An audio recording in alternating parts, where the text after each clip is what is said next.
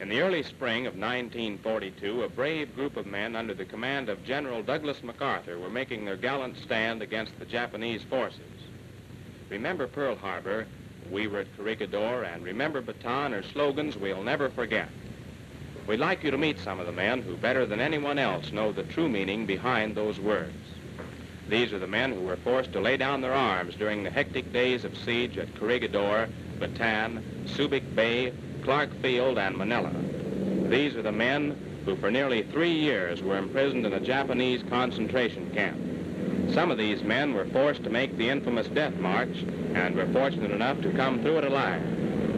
Today, Manila has been liberated. Clark Field is ours once again, and almost daily American prisoners of war are being rescued by the advance of our forces on Luzon. A handful of American Rangers and Filipino guerrillas in a surprise and daring raid freed 511 American soldiers from a Japanese prison camp only 65 miles outside of Manila. Evacuated by air, these men are convalescing in hospitals before their well-earned trip back to America. Let's hear the story from the men themselves.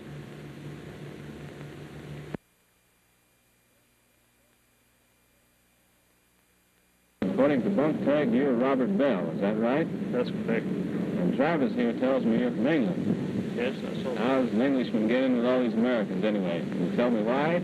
Well, en route to Japan on the Japanese prisoner warship, and were sunk off the coast of Luzon. Swam ashore there, and Jap picked us up and took us to this Japan prison camp. And that was where the Americans were, and that later on you were released altogether, is that right? That's correct. Well, one thing I kind of wondered about, did you have any mail calls there? Did you ever get letters? Well, I received one letter in 1943. One letter, and all that time, that was about 3 years? That's right. Well, did they let you write any? Well, they allowed us to write a printed card they used to produce to us, had set phrases, set sentences, such as my health is good, fair, bad, and you used to obliterate the word you didn't want to use. Did they kind of tell you what to write even then or not? Well, they allowed you to put that in there. I see. You could tell your health. If you wanted to say it was poor, they let it go. Huh? Yes, they would. Did any packages come through from the Red Cross or anything like that during the time that you were in prison? Well, we received a consignment of Red Cross supplies in Singapore in the latter part of 1942. But after that, the only Red Cross supplies we received was very small consignments of local stuff, which was bought by the Swiss consul in Bangkok. I see. Other supplies, for which we knew that had been sent out here, we never received. Probably too much trouble, or else they used them themselves, is that right? We knew for the fact that not more than 10 miles from us there was a warehouse full of Red Cross supplies, and they wouldn't supply them to us. I see. Just a matter the Japs would not carry the supplies on to you after the Red Cross provided them. That was our opinion. One thing I wondered about, were you allowed to play games or have any kind of recreation? Well, after we completed the work on the railway, completed the railway itself, they allowed us to organize games amongst ourselves and even allowed us to have concerts. But while the work on the railway was in progress, they weren't allowed any amusement at all. It was all work and no play, huh? Yeah. How'd the concerts go? You just get up your own little musical groups or something? Well, we had quite a number of professionals amongst us. Oh, I see. We did pretty well out. Well, I want to see a couple other fellas, so I think I'll run along now. So time when you get back there. You're Pat Parker, is that right? That's right. Where are you from, Pat? Oklahoma. Oklahoma. Sooner, huh? Sooner for fight. Sooner eating the fight. Well, I wouldn't doubt that. Well, when were you taken and where? I was taken on Corregidor. On Corregidor? Yes. Remember exactly when? May 6th. May 6th. And what did they do with you the first thing after that? Did you close over to drill a while or something? Or? Well, they started us cleaning up a little bit. They marched you back to a camp, or? Well, they marched us 9-second rides. That's right out on the phone they figured all that. I see. Then what was the first thing you had to do? What was the routine? Well, the first thing that I done in line of work was burying the dead there. Burying the dead there. Then after that, what? Well, we stayed down till the 24th. Then they taken us on boats and taken us to Manila. Right in Manila. Weren't they afraid jumping down the streets or anything like that? Well, they didn't exactly afraid us. They marched us down Deer Boulevard to Philippine prison. And then you were on what they call the Nichols Field detail, is that right? That's right. And how did that happen? Well, I was why they were like draft. I was drafted on that. And what camp did they get that from? Where'd you live while you worked on Nicholas? Well, I was at Camp Run, and they taken a detail from Camp Run to Nicholas Field. We was quartered in the old Fireside Schoolhouse on Manila. I see. Well, I guess about 5 miles from. And you had to walk back and forth through the field every day to work? Back and forth, that's right. How many strips did the Japs have in there? We had 1 strip, right? That's right. And the Japs put in how many more while you worked? We put in 3 more strips. 3 more strips. And all by hand? All by hand. Well, could you tell me just a little bit about what you did, you and your buddies? Well, I was working on what we call track 2. It was one of these little mining cars, you know, that had the tracks laid down to run the mining cars on. We had to push them 2 men to a car. Up an incline? That's right, 45-degree angle grade. They were loaded with dirt and rock. Dirt and rock. We filled up all the slushies, put rock in them, and they rolled them with steam rollers. That's all the equipment they had there was steam rollers. Steam rollers? It wasn't done with manpower. How long to make the runways? Well, I'd estimate about 8,000 feet. Well, maybe I shouldn't ask this, I don't know, but what type of persuasion did they use to make a man work in case he didn't want to or in case he didn't obey? Pick handles. Pick handles? That's right. By just hitting a man with a pick handle? Well, not only hitting, they beat. If you knock you down, they'd stomp you and kick you out. Well, now, what did you weigh when you were captured? You remember that? I weighed 183 pounds. And what was the lowest weight you hit after you were down, you might say down to the low end? Well, that was Nicholas Field. I got down to 75 pounds. From 183 pounds, That's right. clear down to 75. Right. And now one other thing, did the Japs ever torture you or anything like that? Would you mind mentioning a case or so? Yes, one case they threw them torture, and I got hung up to the thumb once. By the thumb? That's right. Are there any scars on there? Well, how did that work? How did the whole torture go? What was the cause of it? What did they do? How long was it? Well, they couldn't have taken to Philippine there. Well, the last I seen her, they beat her to death, and they beat me a while, and hung me up to the thumbs. I hung out there 72 hours. Without food or water? Without food or water. But to make it worse, why, they set a pitcher of water out in front of us. And then about every 30 minutes, they'd come along and drop a piece of ice in it. That was pretty hard to take. Yeah, I'll bet. Did you finally pass out, or did you keep conscious all the time? Well, I stayed conscious all the time, but I couldn't stand alone when they took me down. Are there any special Japs that you'd like to meet alone sometime in the dark alley? Yeah, I would. Well, can you tell me a little bit about them? Do you have any names for them or anything like that? We had them all special name, nickname. Such as Wolf, Killer, Fox, Clark Gable. What did Clark Gable look like? Well, he had Clark Gable's mustache. He wore a white drum and carried a bamboo cane all the time. I see. What about the Wolf? What did he look like? Well, the Wolf, he was sort of a wolfish looking face that we would call him a wolf. And he wore these big horn-rimmed glasses. Had a little baby mustache, something like Hitler's. Those guys you'd like to meet sometime. That's right. Well, if you don't, well, maybe some of us can, Pat. And thanks an awful lot, and hope you get better fast.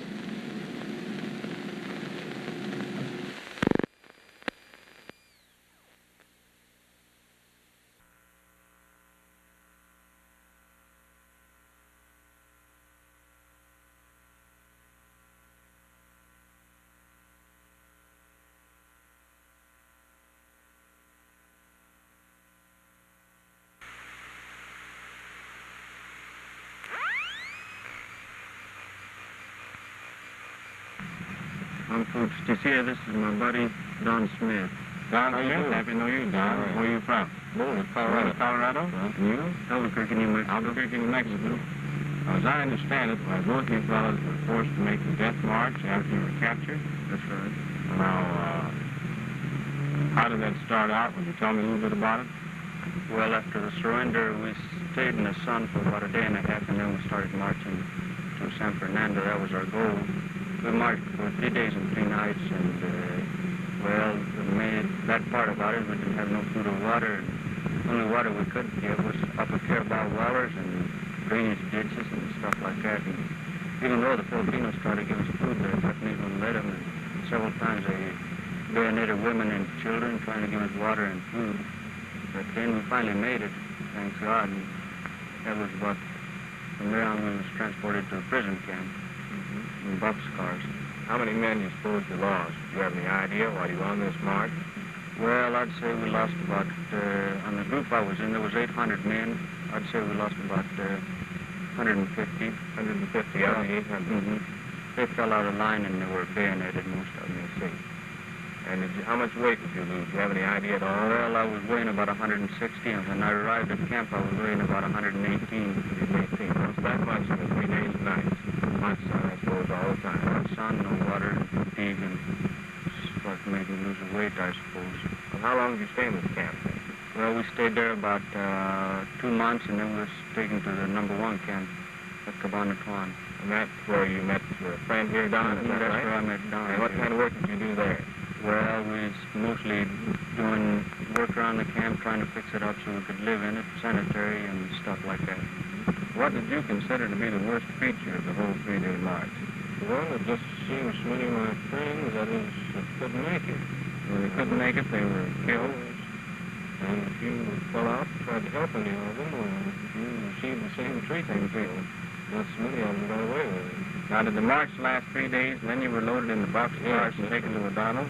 And can you tell us a little bit about that trip? How heavily did you pack in the cars? Well, there were 100 men to each of these little boxcars. Of course, these trains over here are not the full stateside. Not streetliners. No.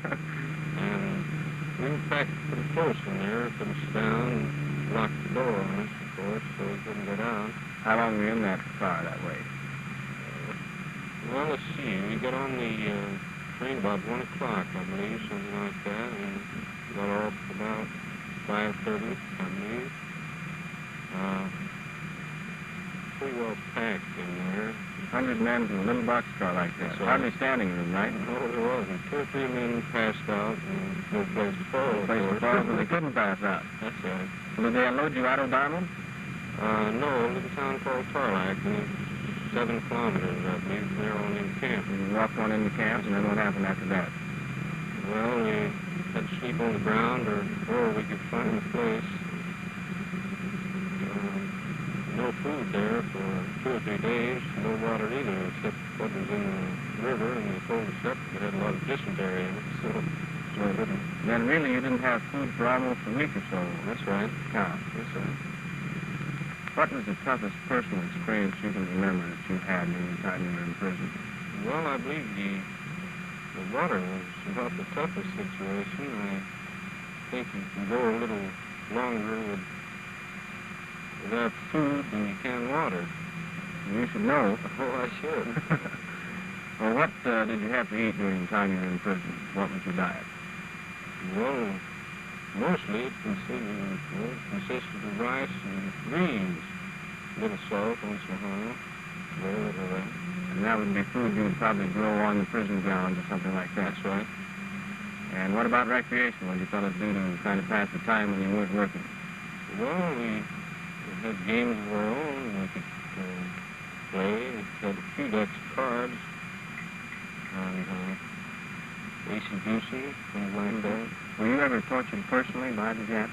Well, no, not exactly. Just usually run-of-the-mill stuff. You were beaten for almost any little thing. Especially out on the farm, one of the Japs worked me over a little bit with a pick handle, but outside of that, What had been the cause of that? well, someone tore down in another little plot of ground was working, and he was standing up stargazing or something, and they had their little tricks like that, and pick on the first one handy rather than walk the length of the plot and go get someone else. So you took the punishment to someone else because the Japs was lazy, is that right? Okay. Well, fellas, I think that kind of takes care of it. If that's all right with you, if you don't think of anything else. I'm very happy to meet you, and I'll see you again shortly, I hope. And you see Jim Yeager before I do. I'll tell him hello, huh? Okay, doke.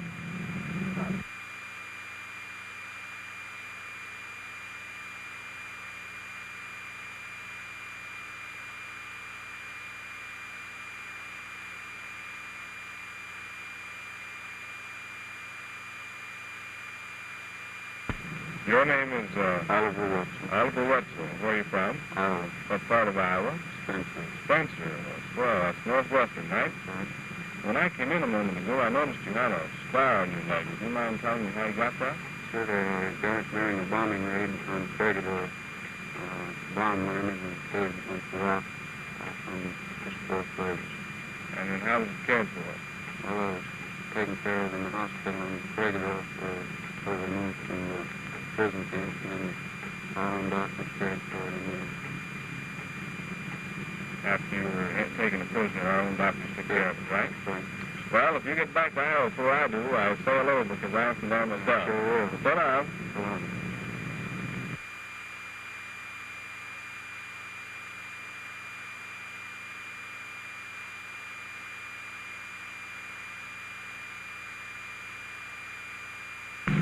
My name is Walter Kane. Walter Kane? Yes. Where do you hail from? I come from Baltimore, Maryland. Baltimore, Maryland. Yes. Some of the boys tell me you're an old Navy man, is that right? Yes, I'm a chief boatswain in the Navy. Chief, when did you go in the Navy?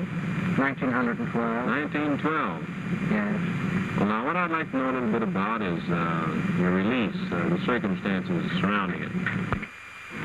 Well, shortly after dark, I decided to turn in my abandoned bunk.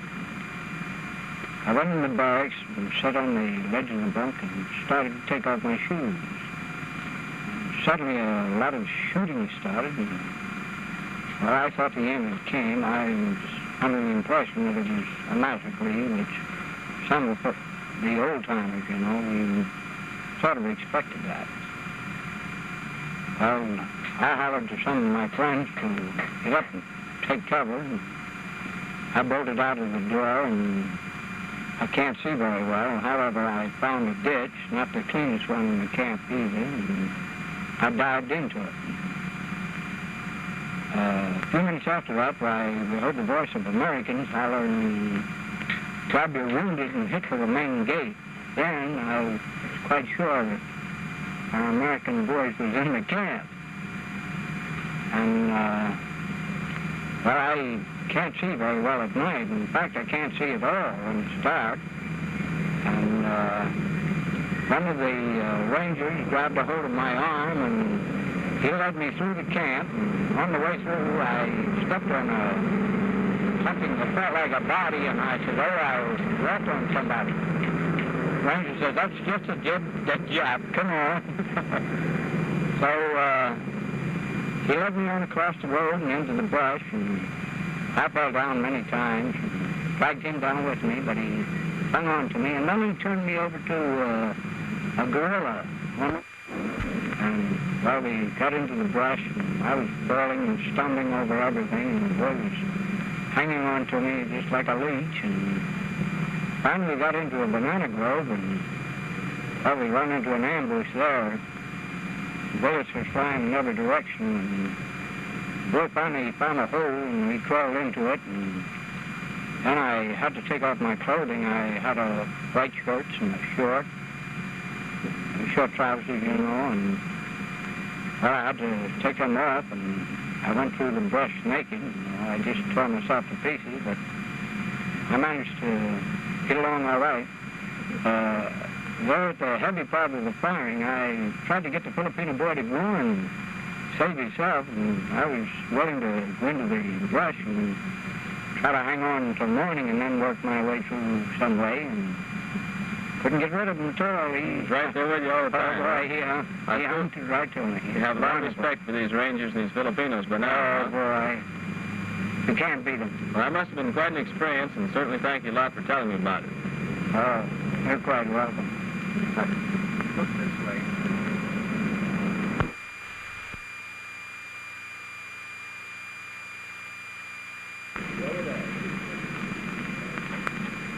Oh, in the good old USA.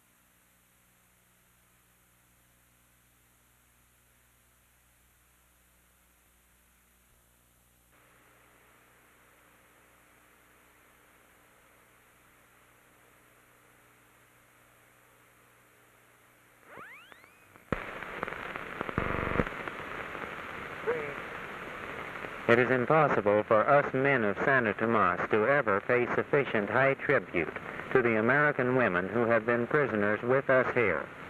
They've kept our spirits up when we failed and when we've gone to bed because we couldn't take it anymore. When we've died, the women have kept on going. They've done their job.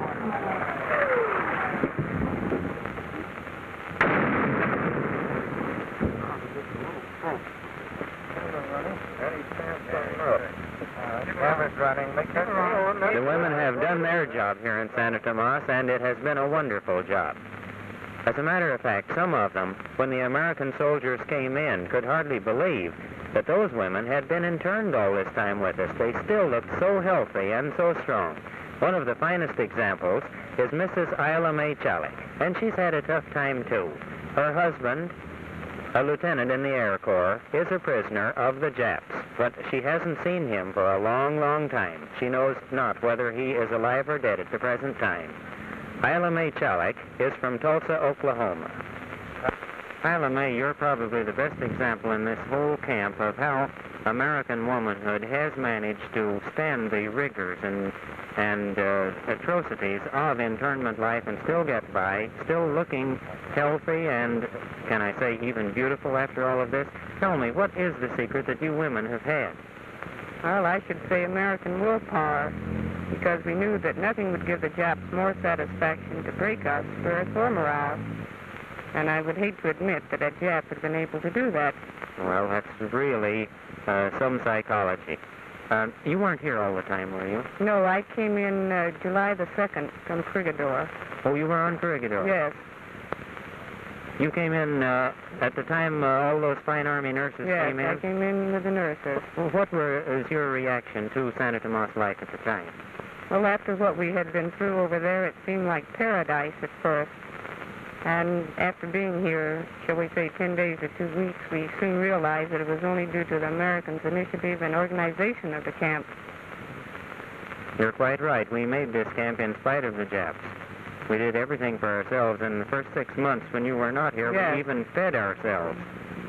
Well, where is your home, Isla Mae? Tulsa, Oklahoma. And since you've been here, have you ever heard from your husband? I've had 2 cards, one in October and one in November of this year. Well, you're luckier than most people here to have even heard from him. When this is all over, are you going back to Tulsa? No, I believe I'll stay in the Philippines. I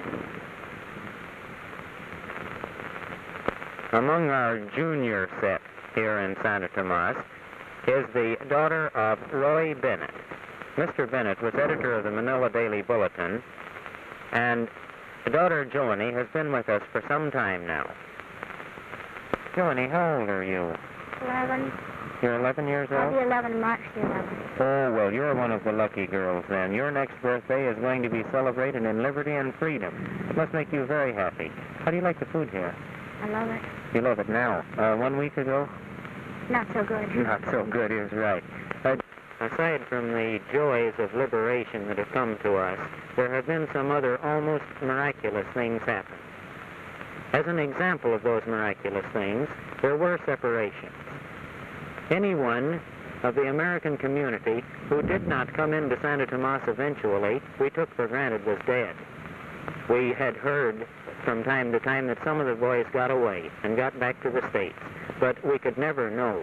And we simply took it that they had passed away and that the Japanese had gotten rid of them, even as they got rid of some of us here in the camp. So you can imagine the pleasure of immediate reunions among families. Mrs. Jessie Hansen has been with us in Santa Tomas for these 37 months. Imagine her joy and pleasure when coming in with the Liberation Forces was her husband, Kenneth Hansen. The Hansens are from Portland, Oregon. Jessie, all 3,700 of us are probably the happiest people in the world, but you must be completely out of this world. Well, I believe I am. As a matter of fact, I thought you was out of it about 3 years ago. Yes, I know, for a different reason, of course. You've got a lot of reasons to be happy today, haven't you? My birthday for one. Your birthday for one. You're liberated for another. And this gentleman sitting next to you here, I think, is the other reason? My husband. Come back to you at last. complete surprise, wasn't it? Certainly was. Kenneth, how did you happen to get back here? Weren't you separated at the beginning of the war? Yes. I believe Jessie was here in Manila, wasn't she? Jessie was in Manila, and I was on Masbate Island at the mine. And she couldn't get back, and I couldn't get up to Manila. Uh-huh. And so we were separated all during the war. I was down there, and she up here. And finally, after having been with the guerrillas for some time, I managed to get to Australia by submarine, back to the States. And I was with the engineers and sent back out here and got here in time to come into the camp on the very first transportation available. Really wonderful. And, well, by the way, I see that you're looking much, much better than the average internee today. That's because he brought me a whole new outfit from San Francisco, and it's only a month old. Wonderful. One of the particularly cruel things about being in a Jap prison camp has been the fact that the overage and the women and the children have likewise been interned with us. The Japs have liked to talk about their munificence and their beneficence and their love of children. The fact still remains that all children under 10 years of age received exactly half rations, and the rations for grown-ups were starvation rations at that. This has meant terrific sacrifice to the grown-ups because they have insisted that the children always get the best of it in spite of the Japs. We've fed our children, but many of the parents have starved. A typical example of this is one of our most popular families, the Brooks family. There were 4 of them, father, mother, and 2 young boys, twins. The father, a few weeks ago, died of starvation. The mother was killed by a Jap shell. The 2 boys now are orphans, of course. Remaining of that family of 4 are just the 2 boys. Barney? Curtis. Oh, you're Curtis. Well, Curtis, I guess you know how everybody in this camp feels about the swell way you fellas have taken your troubles here. Yeah. And, Barney, that goes for you, too. You've been a couple of swell American boys, and all 3,700 of us want you to know about that. Now, of course, you did have a lot of hard luck, all right. In addition to the rest of your hard luck, I think you were liberated a little after the rest of us? Yeah, a day and a half later. A day and a half later. Tell us about it. Well, Japanese, when the American tanks first came in, the Japanese retreated to our building and then decided to stay there. And the Americans didn't want to kill everybody in the building, so they just waited outside till the Japs decided to walk out. They let them walk out after a parley. Do you remember how many people there were in the education building then? I mean people, not Japs. There were around 213 Americans and... how many boys? Boys, about 30 or 40 boys. And the rest were old men, I believe, weren't they? Older men, yes. There were very few men between the ages of 20 and 45. Now, let's see. We got out at approximately 9 o'clock on the night of February 3rd. Now, do you remember the time when you boys finally were able to get out of the education building? About 9 o'clock in the morning of February the 5th, I think it was. Well, anyway, you finally did get liberated. How did that first meal taste to you? Oh, it tasted like heaven. Well, boys, I think your bad luck is over now. By the way, where are you going?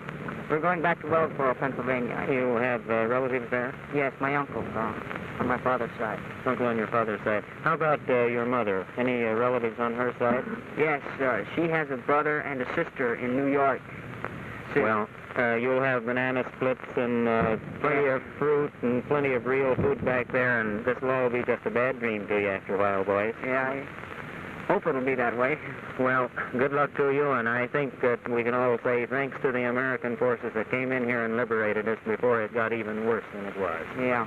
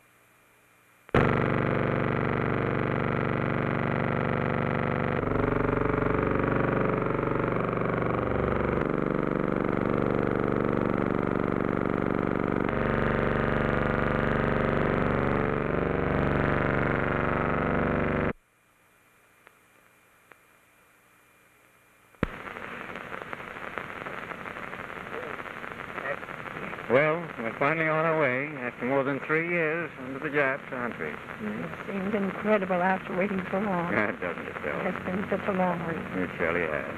Well, we've been starved, we've been abused, we've been regimented. They violated every agreement that they ever made, including that which they said they were going to treat us in accordance with the Geneva Convention.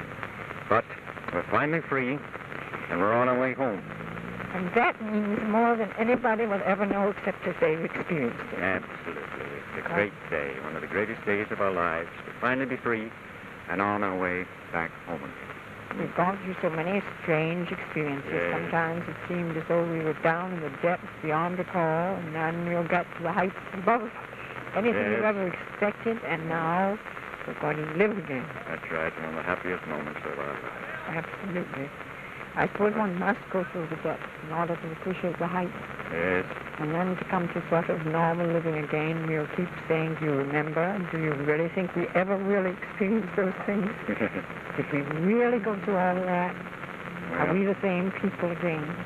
well, We never will be the same, but we can't go through these things untouched. But perhaps we've learned a lot. As old as we are, we're not too old to learn. we've learned how wonderful the Filipino people can be to us. Haven't they, though? They have been the most marvelous people we've ever known. Absolutely. And when the Japanese talked about bringing culture to the Philippines, that is about the worst absurdity that ever was created in any human mind. Absolutely. The Filipino has a culture far superior to any Oriental, and a heart bigger than all the world. Really demonstrated it to us. Haven't they indeed? They have been wonderful indeed. Helen, can you believe that we're on our way home? My God, after all these years. Oh, I can't. Those 3 terrible years in Santa Tomas. A half a cup of rice a day isn't very much. I'm ready for the cool Colorado mountains. I'm going back to Akron, Ohio. You are? Boy, am I tickled. Where are you Wonderful. going, Helen? Well, I think we're heading for New York City eventually, but we want to see America first. I'm going home to Washington, try to put on this 45 pounds I lost. Little did I think they gave out starvation courses in the university years in the Philippines, but we had one at Santa Tomas we'll never forget, huh? Well, I lost 70 pounds myself, you know.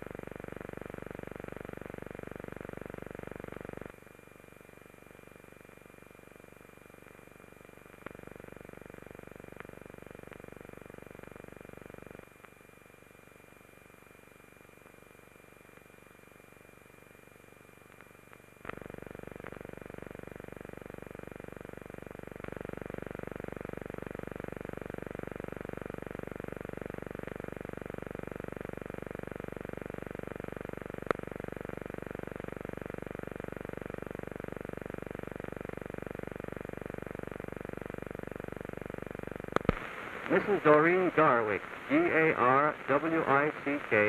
of Los Angeles, California, wife of Lieutenant Warren Garwick, United States Navy, now prisoner of war in Japan. My husband of 8 months was sent to Davao as a prisoner of war, and I hoped that I'd have a chance to see him when we were sent down here to Philippine, but I learned that I had missed him by just 16 days. He was sent to Japan. But I'm hoping that I'll see him soon and that we'll be able to spend our 5th wedding anniversary when our boys get to Tokyo. Sitting, Sister Helena of the Order of St. Anne, with headquarters at Hankow, China. Standing, Mother Ursula Mary.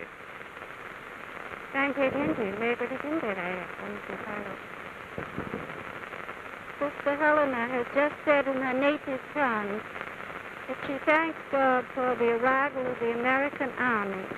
We have been in concentration for the past 3 years, and we'll be very glad when the war is over. Kneebone, Kneebone, of Grass Valley, California. Last year, while in the Baguio concentration camp, 2 of my buddies escaped, and because I was so close to them, I was taken to the MP headquarters in Baguio. While there, I was given a physical beating and was tortured by being hung by my thumbs from a beam in the jail. Then, after 3 hours of this and drilling, I was put in a small cell with 17 other inmates and fed on 2 small balls of rice a day and very little water, and was then left for a week there, and believe me, I'll never forget the Japanese. Mrs. Marion Gray, Gray, of Tampa, Florida, and her son, Billy. My husband was with us for the first month of internment, but now Billy doesn't have a father anymore because one day the Japanese came and took him to the military police headquarters, and while there they beat him and tortured him until he died, trying to make him confess that he was a spy for the United States government. Before the war, my husband and I were students, together with 60 other missionaries, in the School of Chinese Studies, which was moved to Baguio, here in the Philippines, from Peking, China. 4 of these students and one of our Chinese teachers was beaten, and tortured, trying to make them confess that our whole school was a school of spies.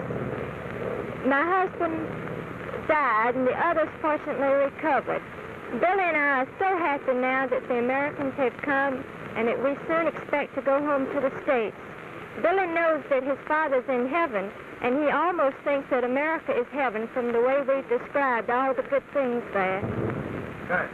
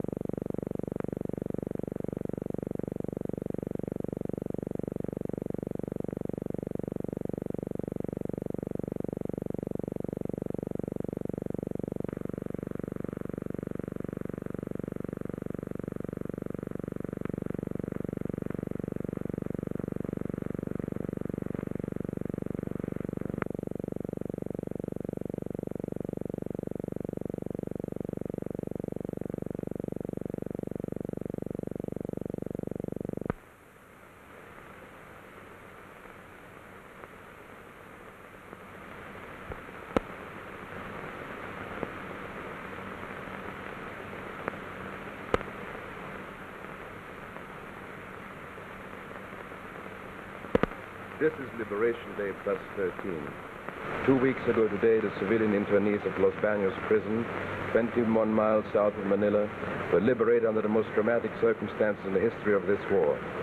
After 3 years of undescribable hardship, these people are free again, allowed to do and say what they please, and full of hopes and plans for the future. Only now they're coming out of a daze. They're awaking slowly to the fact that this miraculous rescue is not a dream. I have no words to describe to you what actually happened. Let us hear from the people themselves. Mr. Stanley Kingsbury, formerly General Manager of the Trans-Pacific Trading Company, 527 Fifth Avenue, New York, and ex-Chief of Police and Fire Departments of Los Baños Internment Camp. Mr. Kingsbury, would you describe in your own words your reaction to your liberation on February the 23rd? I'd be very pleased to. I'll go in advance just a few hours. Every evening and every morning we had the physical roll call. That is, all the internees were taken out on the road for roll call, 6 to 6:30 in the evening, 7 to 7:30 in the morning. The night before, everyone was ready for the roll call. As a matter of fact, in the roads, when word came from the Japanese officer of the day that there'd be no roll call, that sounded rather ominous to us because we knew, according to Japanese custom, that no official executions could take place after 6 o'clock at night. In the morning time, we put the regular roll call signal in. Everybody was getting ready for roll call. Prior to that, we heard the drone, what we first thought were planes in the air. Afterwards, we decided that they weren't planes. It sounded like tank mortars. And then finally decided that probably it was the Japanese army retreating toward us. It looked like a bad day. Only another day of the 1144 days which I had been in camp. I went about my business, dressed, doing the regular duties in the room, when all of a sudden I heard the sound of planes very near, looked out of my cubicle, and found first 3 planes came over one of the lower barracks. So low, they actually seemed to be touching the roof. Immediately 6 more came over with them. I watched them. I wondered what they were so low for. When they got out, about 300 yards from where I was quartered, I noticed a white sheet drop out of one. I'd read a great deal about parachutes. I'd never seen them so near me before. All of a sudden, the 9 planes were letting these parachutes out. It just seemed that the air was filled with them. At that time, shooting began. Japanese bullets were flying thick and fast. The only thing we could do was get inside, lay flat on our stomachs in the middle of the barracks on the dirt floor. Things were pretty hot there for about a half, 3/4 of an hour. In the meantime, the boys that come in told us that we had to evacuate. We only had just a few hours for them to get us out of the camp. Drill us around, the parachutists, the M-tanks that come in. We were told to grab only what we could grab, take under our arm. We got a few things together, left most of the important things behind, and in the question of a few minutes, we were on the M tracks, where we rolled out of the camp, down to the shores of Laguna de Bay. That's the lake, was nearby, 2 kilometers away from the camp. And as we were about to enter the lake, of course, we were picked up by a machine gun nest, Japanese machine gun nest. Our 3 guns on the tank let loose. The tank behind us also was under fire. In the meantime, the P-38s were overhead, protecting our exit. And late that afternoon, we arrived after a very, very interesting trip across the lake under escort of the planes in the present place where you're talking to. I imagine, Mr. Kingsbury, that you felt as if the entire United States Army was dropping on your head when they started coming. I certainly did, and I even have to pinch myself now to realize that I am really certainly did, and I even have to pinch myself now to realize that I am really free and talk and do as I please. You can do anything you want. After 1145 days under the Emperor from Japan, you can't realize how I feel. No, sir, I can't. Thank you very much, Mr. Kingsbury, and good luck to you. Thank you.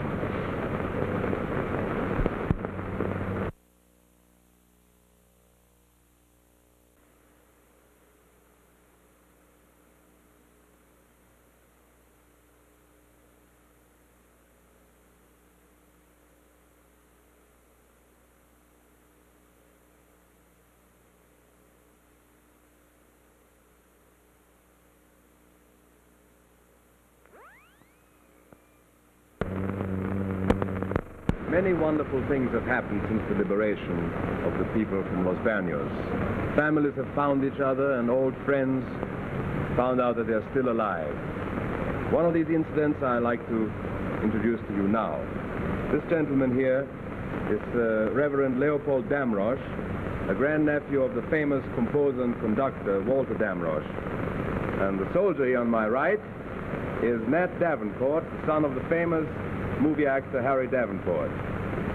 Now, Father, did you recognize Nat when you saw him for the first time? Well, not at first. He's a good deal older, and he's added uniform and several stripes.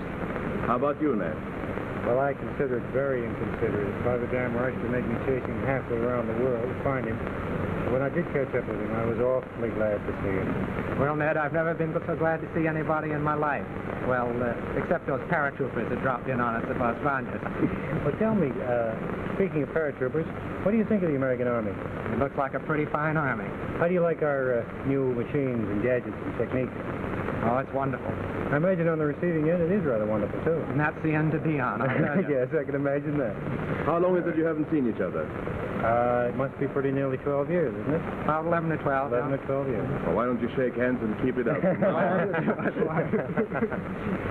Thank you very much, Father. Thank you, man. During the lonely days in Los Baños, people craved entertainment. I'm introducing to you now Bob Jones, a very clever young man, and he's going to tell us what kind of entertainment it was in Los Baños. Well, our entertainment in Los Baños was strictly air cuts. We made up everything out of old boxes, reefers, sawali, and bamboo.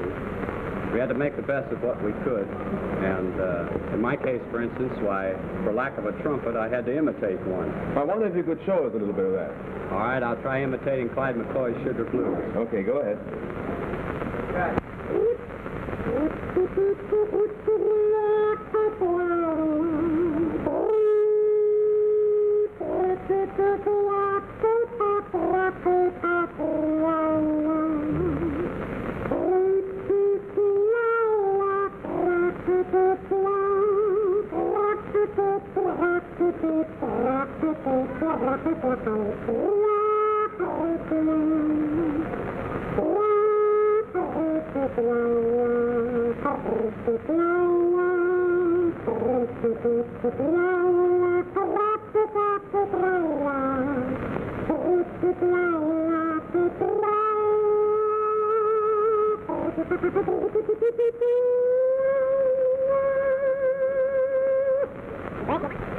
Next, I'd like to introduce three charming young ladies, three sisters, who helped making the lonely hours much happier. The Fernandez sisters. It's a very appropriate charity. There were three little sisters who lived in Manila by the sea. Till some tiny island farmers with love and heavy bombers came to set the Filipinos free. Then the three little sisters were sent o'er the hills and far away to a place called Los Baños, por Dios por cuantos años, but that alas no one could say. But still their young hearts were gay, for they had the word of FDR that help was on the way. So the three little sisters lived happily on rice and mush and mungo beans. Oh yeah, tell it to the soldiers, tell it to the sailors, and tell it to the Marines. Now the three little sisters, their slender forms became more slender still. So with all their girlish ardor, they tried to fill their larder, and everyone worked to the will.